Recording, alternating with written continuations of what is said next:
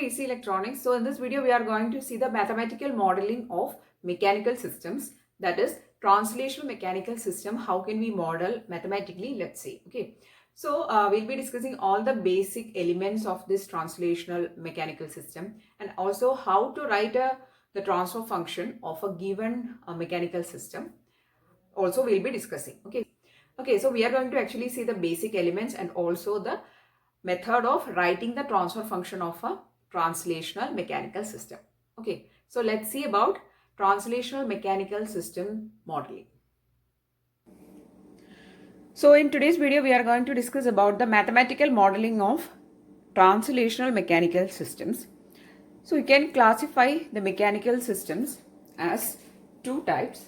One is translational, second one is rotational. Okay, in today's video, we'll be discussing about the translational mechanical system, its modeling. Okay, that is the mathematical modeling of translational mechanical system. Now, what is the difference between this translational and rotational means?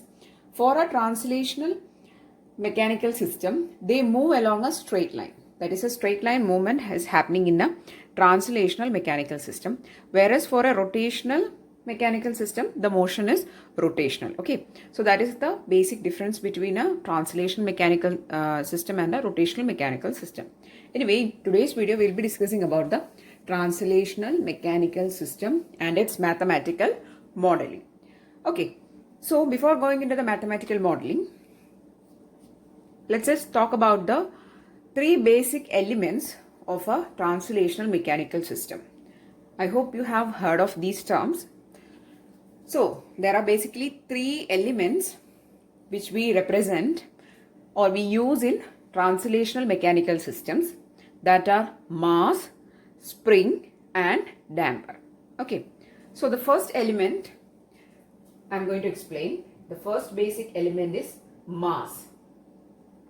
Okay, so mass, I hope you have heard of the term mass.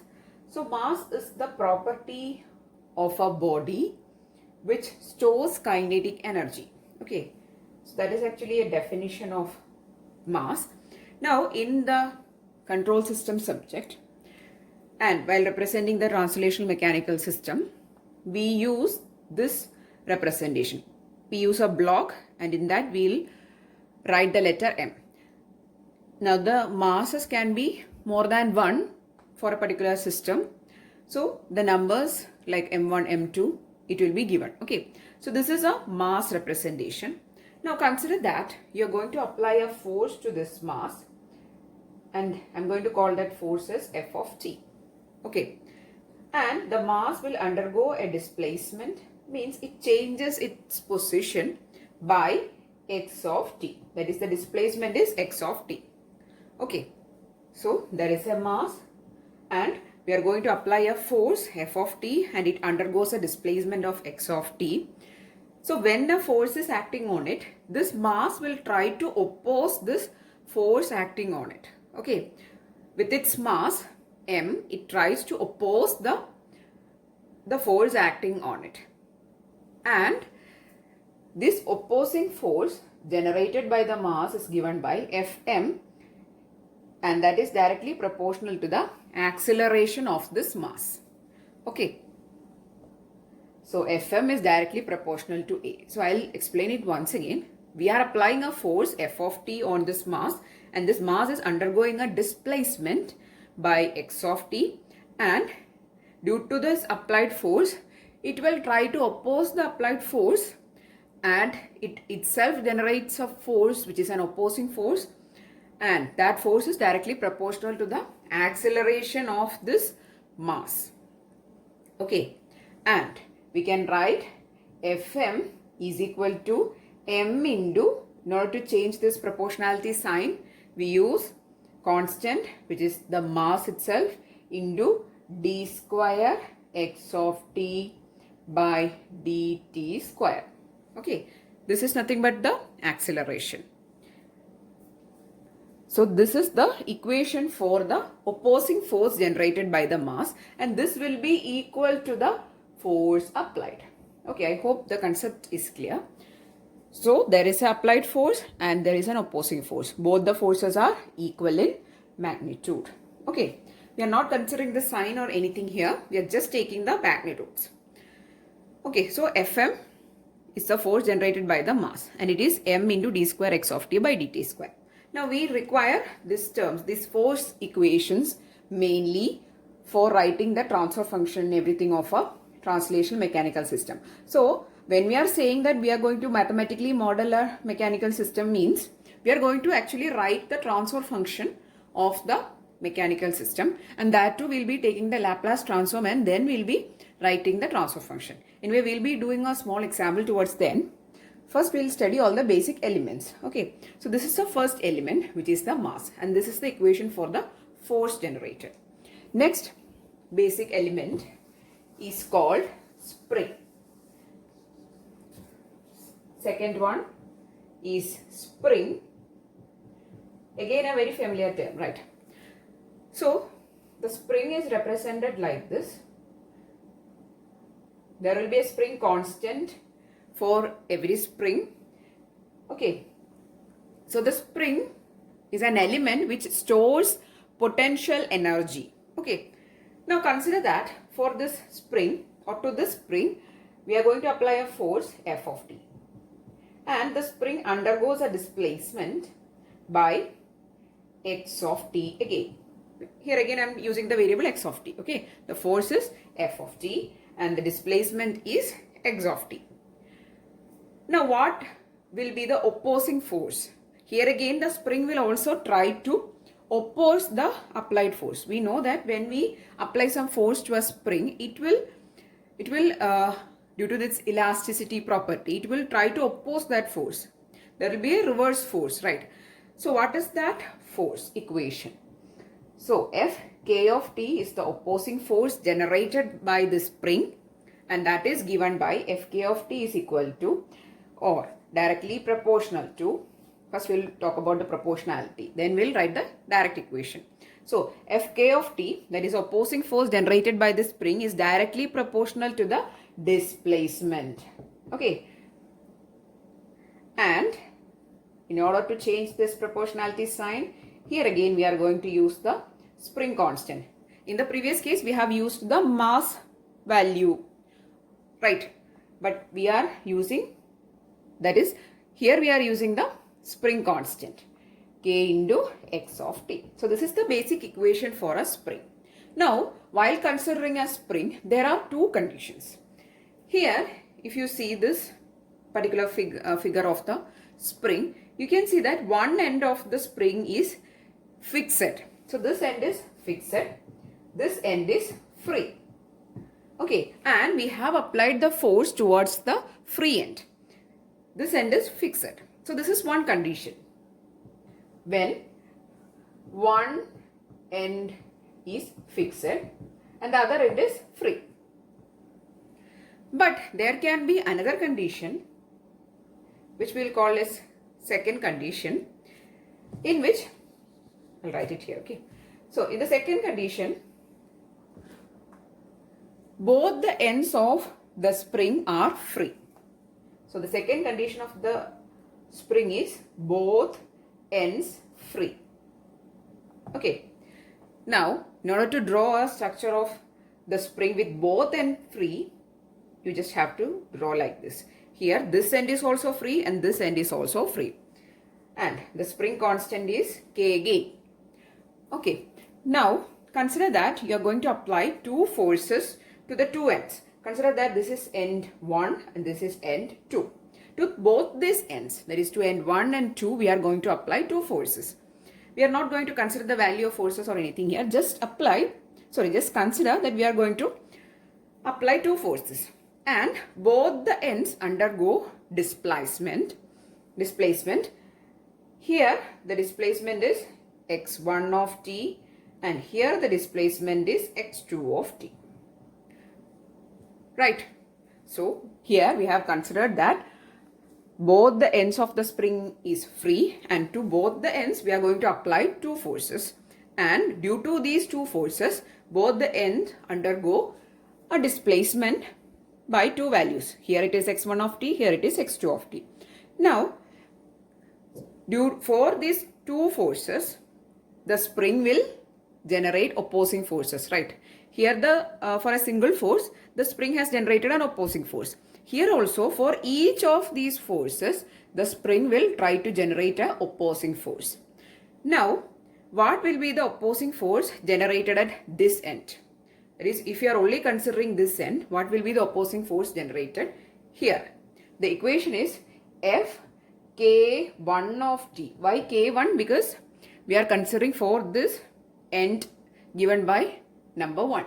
So, F K1 of T is equal to K into, there are two displacement happening for the spring. And when we are considering the opposing force at the end number 1, you have to take x1 of t minus x2 of t. That will be the net displacement. Okay. So, x1 of t minus x2 of t. Now, why we are taking x1 of t minus x2 of t? Because we are considering this set. Okay. So, this is the one opposing force. Next, the second opposing force generated at this end can be calculated by using the equation Fk2 of t is equal to K into, spring constant is exactly the same. And what will be the net displacement? It is x2 of t minus x1 of t. Now, why I have taken x2 minus x1? Because we are going to write the opposing force equation for this end. So, it is this end displacement minus the opposite end displacement, x2 minus x1. Okay. So, these are the equations. So, these equations are very important, especially when you are actually going to do a question or solving a problem. You will need these two equations mainly. You know that this is the basic equation, but most commonly you will have to use these type of equations. So, try to understand the concept of why we have taken x1 of t minus x2 of t and here x2 of t minus x1 of t, because for whichever end we are going to find the opposing force, that displacement minus the next displacement. Okay. So, these type of small things you have to understand. Okay. So, this is the second element, which is the spring. So, due to the elasticity of the spring, it will try to oppose whichever force is acting on it by a equal magnitude force. So, here also, see, this is the opposing force Fk of t, right? And that is equal to the applied force F of t. So, this is also again a very important concept. The applied force magnitude and the opposing force magnitude will be equal. Okay. So, these are the conditions for a spring. So, there are two conditions, one end fixed and both ends free, or one end free and both ends free. Okay. So, I hope you understood the second basic element of a translational mechanical system, that is a spring. Now, we are going to discuss about the third element, that is a third basic element. If you have clearly understood three basic elements, means you can solve mostly all the problems. For some type of questions, you need to know about some other things also, but if you know this much of basic elements, correct definition and correct like how to use equations, means you can write, you can solve any question. Okay. So, moving on to the third basic element.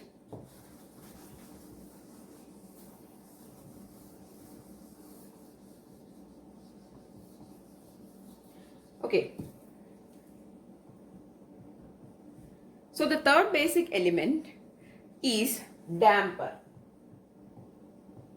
So, all of you have heard of the term damping. Damping means some opposing force, some frictional force which is used to actually oppose a motion or a force acting on it, right?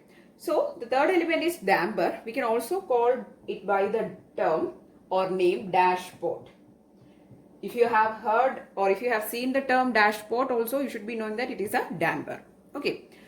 So, here this damper or dashpot is represented like this. Okay. Just like for the previous case, that is for a spring, we have taken two conditions, right? One end is fixed and both ends are free. Here also we have to consider the same two conditions, and the equations will be exactly the same, but the basic equation has some difference for a damper and a spring. Okay, so we'll discuss the first basic thing. So this is the figure of a damper. Now I'm going to consider that one end is fixed for this damper and the value of the damper is B. You can call it as a damping constant or the value of the damper simply. And a force is applied to the damper which is of value F of t and it undergoes a displacement X of t. The same conditions just like for the previous cases. Okay, so here what is the initial case? One end is fixed. Okay. Now here the applied force is F of t and due to this applied force there will be an opposing force generated by the damper due to the friction. See, we know that damping means actually opposing the movement or the force, that is called damping with the help of friction, right? So here also it opposes this applied force F of t using friction or due to the friction, and the opposing force generated is directly proportional to velocity of the damper. So FB or FB of t you can call. Okay. These variable name you can vary according to your wish, but the equations should be same. Okay. So FB of t, consider that it is the opposing force. It is directly proportional to the velocity of the damper or this dashpot. Okay. And if you change the velocity, this proportionality sign, you will be getting FB of t is equal to B into, how can you write velocity in terms of displacement? It is dx of t by dt. Okay, basic equation, right? So FB of t is the opposing force is equal to B into dx of t by dt, and again that is equal to the applied force F of t. So we have considered the case when one end is fixed and to one end we are applying the force. Now the second condition where both ends are free. Okay, so when both ends are free, consider that the figure is looking like this, and to both these ends, I am again considering the two ends, and both these ends we are going to apply two forces. Consider that we are connecting two masses M2 and M1, and due to which some force is generated, and this damper undergoes displacement by here x1 of t and x2 of t. Okay, these are the two displacements happening to the damper. And what will be the opposing forces generated? Just like for the spring case, you have to write the opposing forces. First I am going to write Fb1 of t. What will be that? Fb1 of t is equal to, here the damper value is B. So Fb1 of t is equal to B into d by dt of x1 of t minus x2 of t. I think you understood why I am taking x1 of t minus x2 of t, because for the spring we have given enough explanation that since we are considering this end, we are taking x1 of t minus x2 of t. Okay. Also, similarly for the second end, the opposing force is Fb of t equal to B into d by dt of x2 of t minus x1 of t. So these are the equations for the second condition when both the ends of the damper are connected to two forces, or two forces are experienced on the two ends. Okay, so these are the equations and these are the basic elements. So we have discussed about three basic elements. There is a mass, there is spring, and there is damper or dashpot. Okay, so we have discussed all the equations and discussed all the conditions. Now we are going to do a small question on actually writing the transfer function of a translational mechanical system. Okay, so I'm going to remove all these things. Now let us actually write the transfer function of a very basic system. Okay. So I'm going to draw the figure of a translational mechanical system. So there is a reference here. There is a dashboard connected with value B. There is a spring connected with value K. These two elements are connected to a mass and a force is applied to the mass F of T and it undergoes a displacement X of T. So, when a force is applied to this system, so when a force is applied to the mass means there will be an effect on this force to the dashboard and also to the spring, right? We are going to pull the entire system downwards and the entire system is actually getting displaced by X of T. So, if you ask what is the displacement for damper, that is what is the displacement happening to the damper means it is X of T. Same as that of spring. It will undergo a displacement of X of T.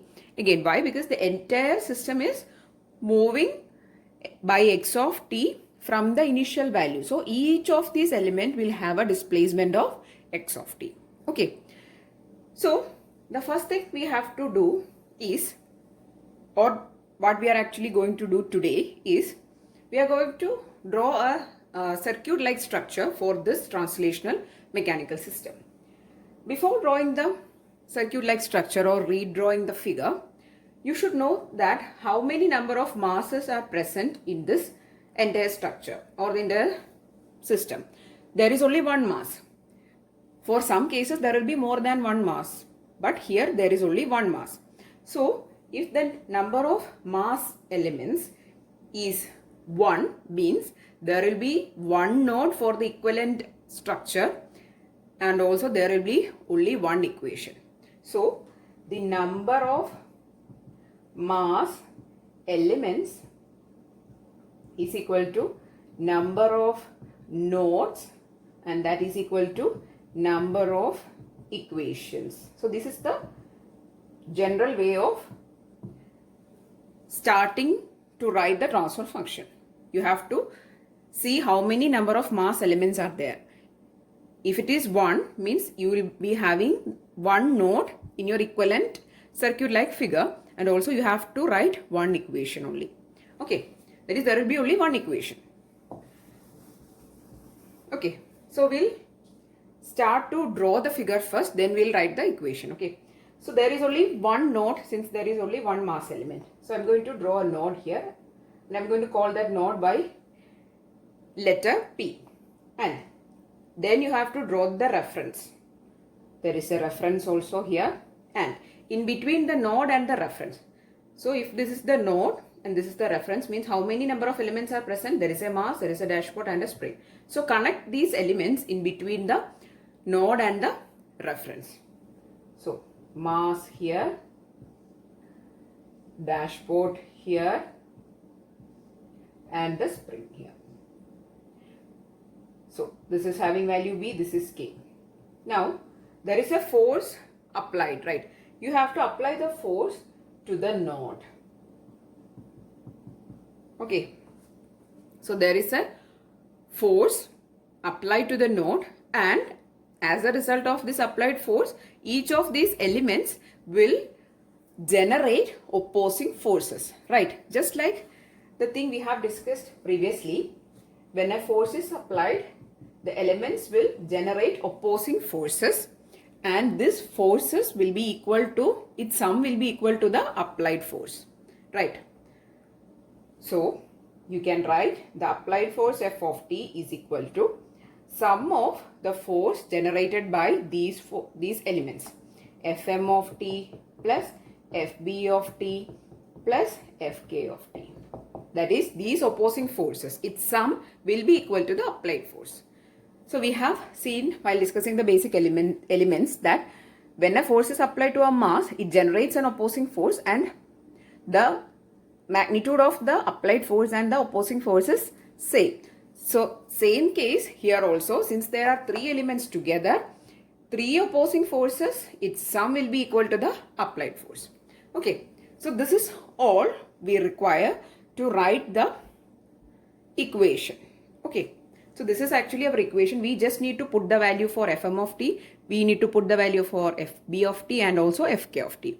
And also in all the questions, you don't need to draw this diagram. I have just drawn the diagram to make you know that how the force is getting applied and how the force is getting splitted. Okay, so you don't need to actually draw the diagram in all cases because it will be time consuming, but in some cases if you are being asked, you need to draw. Okay, so most of the time you only need to write the transfer function. So f of t will be equal to fm of t plus fb of t plus fk of t. Okay, so you can write f of t equal to, what will be the value of fm of t? M into d square x of t by dt square.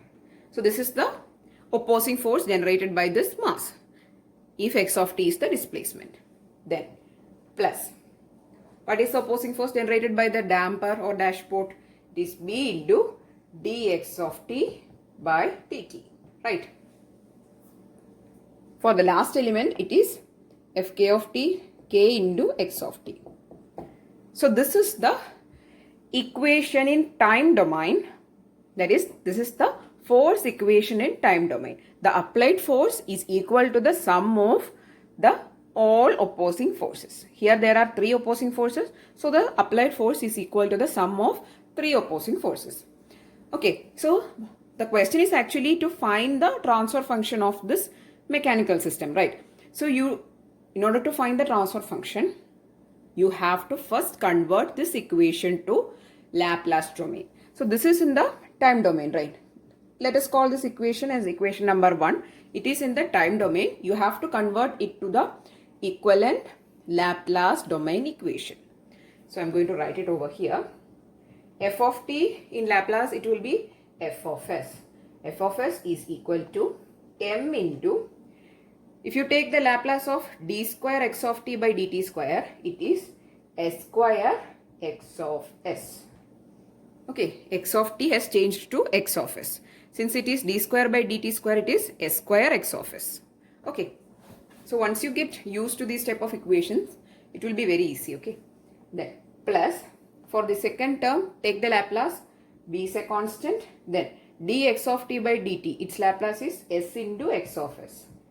Okay, then for the last term, plus k into, simply x of t will be x of s. So this will be your Laplace domain equation. Now, in order to find the transfer function, you have to take output by input, right? Here, what is the input? The input is, you can consider it as a applied force. And due to the applied force, there was a displacement generated, that is x of t. So you can think of input is equal to f of t and output is the displacement. See, the displacement is generated or displacement is created as a result of the applied force, right? So your output is x of t and input is f of t. So transfer function, we know that output by input, right? You don't need to actually think these much, but just I am explaining to you. Okay, so you'll take first x of s common from these 3 terms, x of s into m into s square plus bs plus k. In the next step, take, I'll remove this. Okay, in the next step, take x of s by f of s. That will be your transfer function. Tf is equal to x of s by f of s, and that is equal to 1 by ms square plus bs plus k. So this is how you write the transfer function of a translational mechanical system. So the system we have considered for this explanation is actually a very basic system. It is consisting of only one mass element, one damper element and one spring. But in generally questions, there will be multiple mass elements, multiple damper elements and multiple spring elements. But we won't be discussing that questions in this video because it will be time consuming. Then it will be a very lengthy video. Okay, and if you want me to do some questions on writing the transfer functions of these big systems, then please do comment in the comment section. Okay, so I'll be doing it. So anyway, this is the basic transfer function this is the basic way of writing the transfer function of a translational mechanical system. So in this video, we have discussed about all the basic elements, basic concepts, and also how to write a very simple transfer function for a translational mechanical system we have discussed. So if you are very new to this topic, I'm sure that you have understood what all things you have to do in order to write the transfer function, what all things you have to study, and what are the basic elements. Okay. So if yes, please do give it a thumbs up and also share it with your friends. And if you want more videos, please do subscribe to the channel. Thanks for watching and keep on watching.